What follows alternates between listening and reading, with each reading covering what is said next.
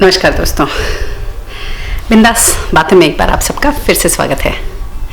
आज 25 दिसंबर है, यानी 25 दिसंबर, मतलब क्रिसमस का दिन है। तो जैसा कि मैंने पिछले हफ्ते आप सबको प्रॉमिस किया था, मैं कुछ क्रिसमस स्पेशल बनाने की कोशिश करूँगी। तो फिर देखिए, कुछ सजावट है क्रिसमस जैसी। ये बेल भी है ना क्रिसमस का साउंड। लगा दी।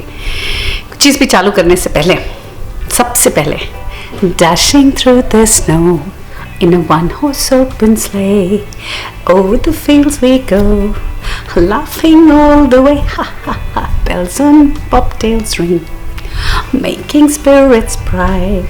What fun it is to ride and sing a singing song tonight. Hey! Jingle bells, jingle all the way. Oh, what fun it is to ride in a one-horse open sleigh. Hey, jingle bells, jingle bells. इस गाने को सुन के कैसा nostalgia सा होता है, क्योंकि मैं एक कॉन्वेंट स्कूल की पढ़ी हुई हूँ, तो ऑफ कोर्स बड़ा ही इम्पोर्टेंट हुआ करता था क्रिसमस वहाँ भी। तो यस, कहानियाँ तो सबने क्रिसमस की सुनी हुई हैं।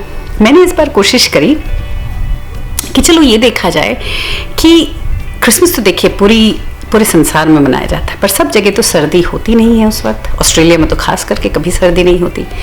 पर क्यों क्रिसमस में स्नो का इतना ज़्यादा महत्व है, तो इसको जानने की खोज में मैं निकली और मैंने सोचा कि चलो ट्राई करूं, थोड़ा गूगल शुगल करूं, थोड़ा देखूं शेखूं कि क्रिसमस का रियल मतलब क्या है, या मतलब से ज़्यादा कि क्रिसमस आया कहाँ से, क्यों आया और कैसे शुरू हुआ। ऑफ कोर्स जीसस की कहानी एक अलग इशू है, वो तो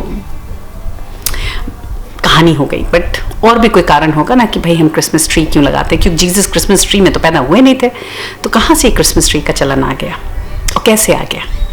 तो उसकी खोज में मैं निकली और देखने वाली बात यह है कि मुझे उसका कारण थोड़ा बहुत मिला भी। तो मैंने सोचा यही मैं सबसे पहले आपसे शेयर करूंगी, फिर उसके बाद थोड़ा कुछ आगे बढ़ेंगे कहानी किस्सों को लेके। वो नॉर्थ पोल, जैसा कि हम सब जानते हैं, वहाँ बर्फ़ का प्रकोप बहुत ज़्यादा है, यानी स्नो। स्पेशली ये जो टाइम होता है ना ड्यूरिंग द क्रिसमस, 25 दिसंबर या 21 दिसंबर से लेके थोड़ा अक्रॉस द न्यू ईयर्स, ये वाला जो टाइम होता है ये बहुत ही ज़्यादा पीड़ादायी होता है, क्योंकि स्नो जो उस वक्त होती है वो बहुत ज़्यादा डेंस होती है इन रीजन्स में। और जबकि ये बात है जहाँ से कहानी शुरू होती है, उस समय इस दौरान लोग बहुत मरते थे ड्यू टू बीमारी, कोल्ड एंड व्हाट नॉट। लेकिन उन लोगों ने देखा, उस रीजन के लोगों ने, कि ये एक पर्टिकुलर ट्री है जो कुछ भी हो जाए उसे वो मरता नहीं है, वो जिंदा ही रहता है। वो उतनी सिवियर कोल्ड कंडीशंस में भी it is green and nice. That was the for tree which is now Christmas tree. तो उन लोगों ने इस ट्री को लाइफ से कनेक्ट किया कि to survive, to live, this is the tree for life. और उन्होंने वो ट्री अपने घरों में लाना या आसपास लाना शुरू कर दिया फॉर गुड लक, या डीमंस को, या डीमंस भी नहीं, जो बीमारियों को भगाने के लिए, कि ये ट्री रहता है तो इसमें जान है, तो इसकी वजह से हम सब में जान आएगी। और इसी से ये रीट्स बनना भी शुरू है जो हम लोग घरों के बाहर लगाते हैं, सर्किलो, वो भी यूजुअली फर ट्री के लीव से ही होते हैं। अब तो of course it has evolved and we have started adding so many other things as well, but originally it was that. तो मुझे ये बात बहुत अच्छी लगी जो क्रिसमस ट्री की कहानी थी, कि क्रिसमस ट्री वो ट्री है जिसमें हर समय जान रहती है, कि वो सिवियर कंडीशंस को भी सर्वाइव कर लेता है। तो really like that part of Christmas. और ये क्रिसमस ट्री का जो फर ट्री का जो फीचर है, तो ये क्रिसमस ट्री का चलन वहाँ से आया। उसके बाद ऑफ कोर्स कहाँ से सांता की एंट्री हो गई और बहुत सारी चीज़ें रास्ते में जुड़ती गई और कहानियाँ बनती गई और कारवां बढ़ता गया। अब सांता को लेके थोड़ी बात करें, वो भी एक अजूबा है नहीं, अगर आप देखें तो सांता है नहीं है, ये एक बड़ा भारी क्वेश्चन है ना। लोग मतलब जिनका पता चला, कैसे पता चला सांता है कि नहीं है, सांता आएगा कि नहीं आएगा, ये एक साल भर चलता है कार्यक्रम बच्चों के बीच। मुझे भी याद है कि मेरे एक दोस्त का बच्चा, लड़का मेरे घर पे था, एंड काफ़ी छोटा था जब वो इंडिया से आया था। और ऑफ कोर्स हमारे घर में तो बच्चे बिलीव करते थे इस चीज़ पे कि सेंटा है, सेंटा आएगा, सेंटा ये, सेंटा वो। लेकिन वो आया था इंडिया से, वो बिल्कुल बिलीव नहीं करता था। उसने कहा कि नहीं, मुझे पता है सेंटा वेंटा कुछ नहीं, क्योंकि उनके घर में कभी क्रिसमस आज सच सेलिब्रेट भी नहीं होता था। तो उसको मैंने समझाने की कोशिश करी कि मैंने कहा कि देखो, ऐसे तो भगवान भी नहीं है, कहीं किसी ने देखा है क्या भगवान को? नहीं देखा ना। ये तो हमारा विश्वास है कि हम इन चीज़ों पे बिलीव करते हैं और इन चीज़ों से हम कुछ और चीज़ें डिराइव करते हैं। तो सिर्फ फॉर एग्जांपल अब गॉड है, तो हम गॉड का फेयर रखते हैं, तभी हम कुछ अच्छी चीज़ें कर पाते हैं। कि भाई गॉड नाराज़ ना हो जाए, तो चलो हम अच्छा काम करें, चलो हम सच बोलें, चलो हम दूसरों की मदद करें, ये सब है ना। तो एग्जैक्टली सेम सेंटा के साथ भी है। अगर आप देखें कि सेंटा है, जिन लोगों को बिलीव है, वो बच्चे साल भर अच्छे रहते हैं। तो it is a process of disciplining the kids as well. कि वो मतलब आप जब भी हो तो आप कहते हैं कि भैया सेंटा इज वॉचिंग, आपको ठीक से रहना है। अगर आप गड़बड़ करोगे तो फिर जो आपको चाहिए वो नहीं मिलेगा। और फिर ये भी होता है ना कि अब तो चलिए सिस्टम बदल गया है, बच्चों को साल में हज़ारों बार चीज़ें मिलती हैं और गिफ्ट की जाती हैं। लेकिन अगर आप पहली तरीके से सोचें तो भाई साल में एक दिन तो ऐसा होना चाहिए ना कि बच्चे को वो मिले जो वो चाहता है, या sort of a motivation for him. He's been a good boy, then why not acknowledge that? तो सेंटा की वजह से वो भी शुरू हुआ। तो ये तौर तरीका शुरू हो गया क्रिसमस का, और बरसों से चला आ रहा है और चलता रहेगा। मैंने सोचा फिर इस वीडियो में मैं क्या करूं, क्या बात करूं। ये तो हो गई एक छोटी मोटी बात, पर और भी क्या बात कर सकती हूँ। तो मैंने अपने बच्चों से पूछा कि चलो तुम बताओ कि भाई, क्योंकि हम तो क्रिसमस में उन लोगों को गिफ्ट हर साल देते हैं, सेंटा मतलब आता है हमारे घर, अब तो बड़े हो गए, बट जब छोटे थे तो मैंने कहा कि तुम लोगों को कब पता चला कि सेंटा नहीं है, या कि सेंटा हम ही लोग हैं जो पेरेंट्स हैं। तो मेरी लड़की ने कहा कि साल दर साल जितनी बार भी सेंटा आता था, उसके सारे कार्ड्स वार्ड्स में जो राइटिंग होती थी वो मम्मा जैसी होती थी।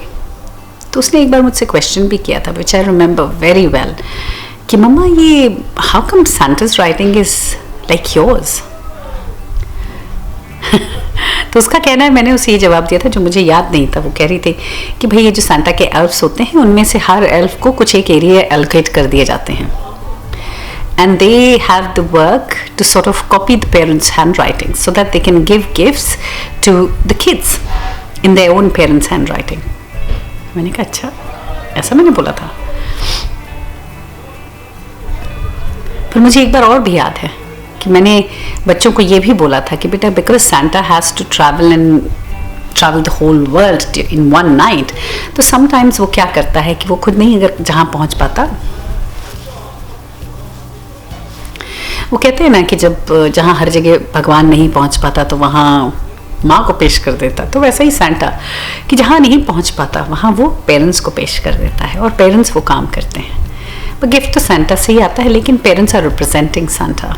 ऐसा भी मैंने बताया था अपने बच्चों को।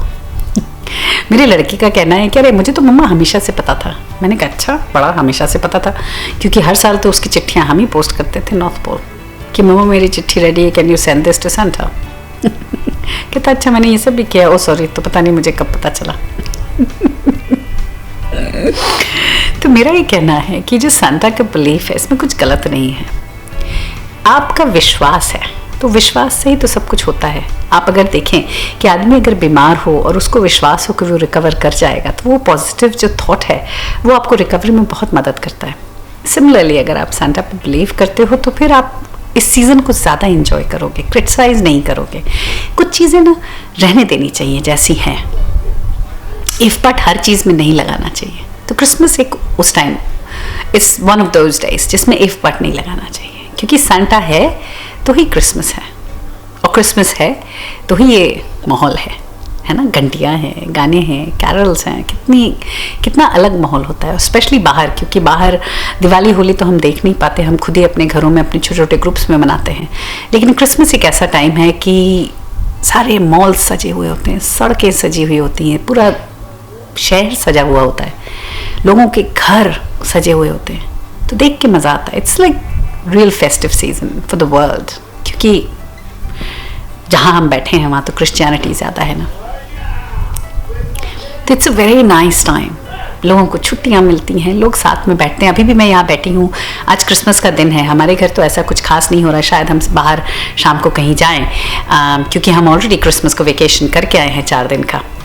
बट हमारे ही सामने जो पीछे जो घर है उधर क्रिसमस लंच चल रहा है, उनकी फैमिली सब आई है, साथ में बैठे हैं सब ने वो अपनी जो क्रिसमस की जो सांता की हैट होती है वो लगाई हुई है, और सब बैठे हुए हैं एक डाइनिंग टेबल पे। आउटडोर का यहाँ बहुत चलन है क्योंकि समर टाइम है ना। ये दूसरी बात है कि आज का दिन बहुत ठंडा है, एक्चुअली बाहर बादल भी है, लेकिन फिर भी है तो समर टाइम, तो लोग अपने shorts, white T shirts, red cap, सब ने वो सांता की कैप लगाई हुई है, और लेडीज़ ने एक्सेसरीज पहनी हुई हैं, and they are all sitting outside having their lunch together.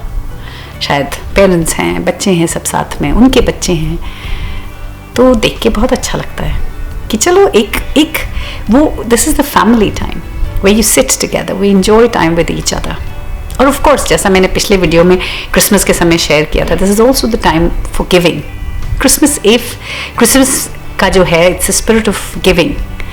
तो मुझे ऐसा भी लगता है कि जब नॉर्थ पोल में इतनी बर्फ़ और इतनी महामारी या लोग मरते थे, उस समय सबसे ज़्यादा अहमियत रही होगी लोगों को एक दूसरे की मदद करने में, क्योंकि अगर कोई बीमार है, कोई परेशान है, तो वो उस परेशानी से बाहर कैसे निकलेगा। कि जब आपकी कम्युनिटी आपको साथ में अपलिफ्ट करती है या आपकी मदद करती है, जिस चीज़ में आप अटके हुए हो, फंसे हुए हो, उससे आपको बाहर निकालती है, मदद करती है।